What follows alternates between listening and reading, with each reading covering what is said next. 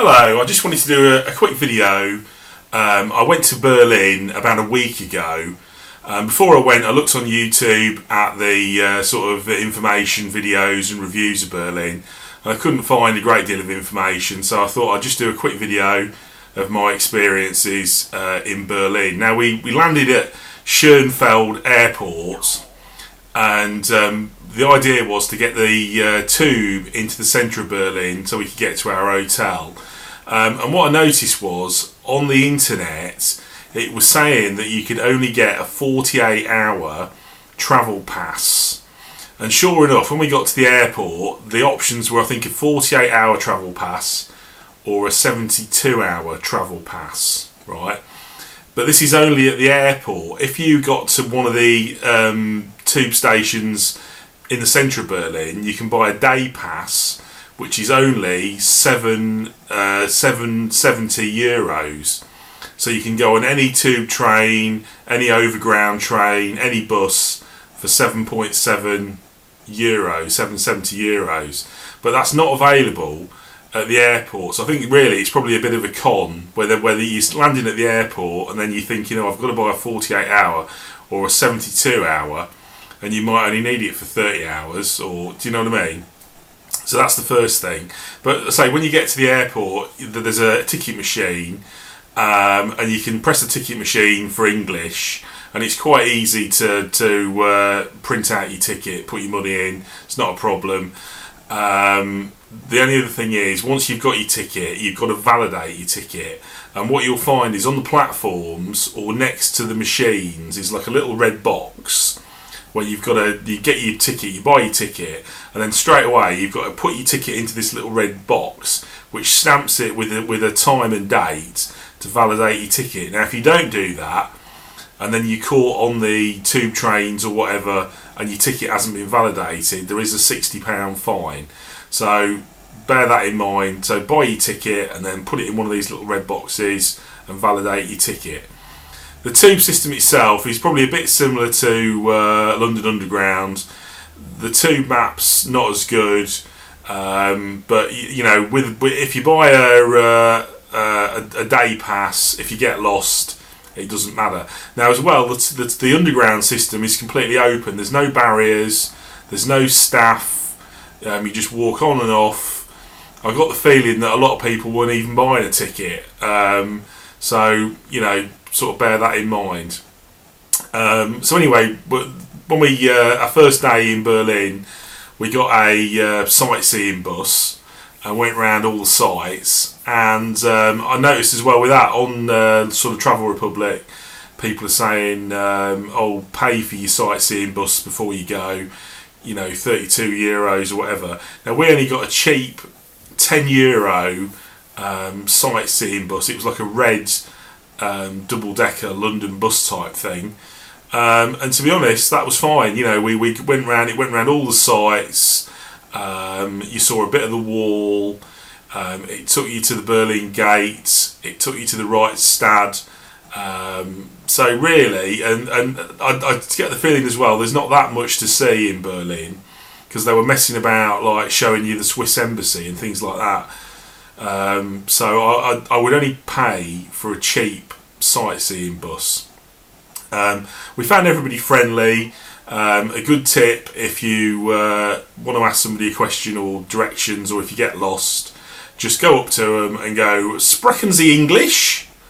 And most people, probably under the age of 50, you'll be okay, and they'll be quite friendly and help you, sort of thing. We found food and drink fairly cheap. We went for a steak meal. I think that was about €25. And on the second day, we went for a pizza, and I think with a beer, it was about €10. So really, you couldn't complain about that. There's a few things worth trying while you're in Berlin.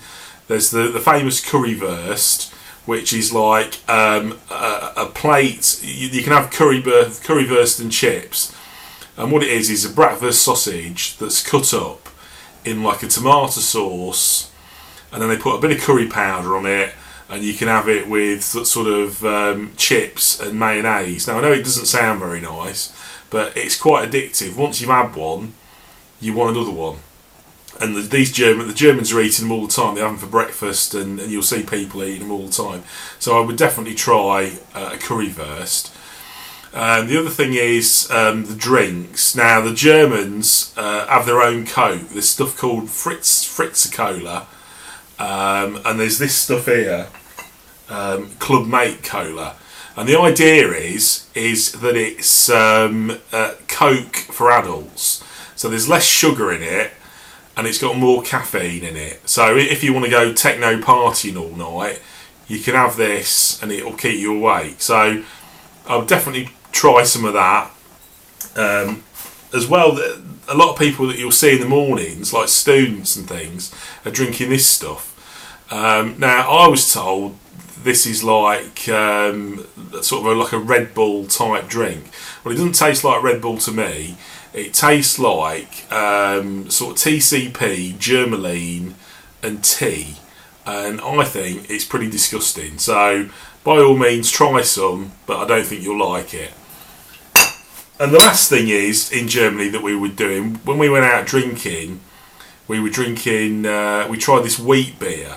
Now, that's available in Tesco's, and probably what I would do if I were you, if you're going to go to Berlin, just try some. Go in Tesco's, buy a bottle, and just try some before you go. And I'll tell you what, that's really nice.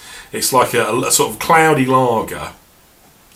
And I know, like, we've probably all had sort of wheat beer before, these sort of Belgian wheat beers that are quite heavy. But that's quite a light wheat beer, and it's really nice, really mellow. And I would definitely recommend you try some of their wheat beer. Now the other stuff, they do a jam donut called a Berliner, which everybody you'll see around, everybody has. And the local beer is Berliner, which is like a Pilsner, that's all right. That's quite drinkable. So if you go into a bar and you say, "Oh, can I have a large Berliner?" That's really all you need to say. We felt really safe in Berlin. You know, we were sort of got there, and we were sort of on the tube system at sort of 12 o'clock, 1 o'clock when we arrived. And I'll tell you what, it's probably one of the safest cities that I've been in. You know, you're sort of walking around at night, no trouble. It felt really safe.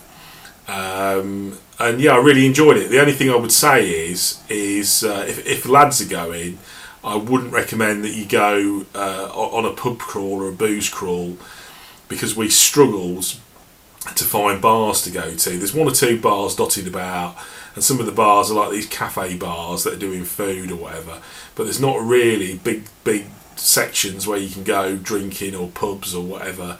It's a bit poor. So probably, like, if you're interested in the architecture or the history, it's worth going, but I wouldn't go if you're going on a stag do or anything like that. Other stuff we did, we went to Gatow Air Museum, which it's a bit like Duxford. If you look on the internet, you'll see more about it, but you can get to it if you go on the tube system. You can get a bus, or go on the tube system and get a taxi. Like I said, it's a bit like Duxford. Quite a lot of aircraft, quite a lot of Eastern Bloc aircraft. They've actually got Goering's one of Goering's uniforms in a case, so that was quite interesting. We went there. We weren't there long, but well worth a visit. Okay, that's all I'm going to do for now. Thanks for watching.